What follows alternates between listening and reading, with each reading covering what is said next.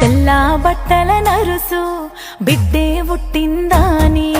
చెప్పంగానే నా ఇంటికి లచ్చి వచ్చింది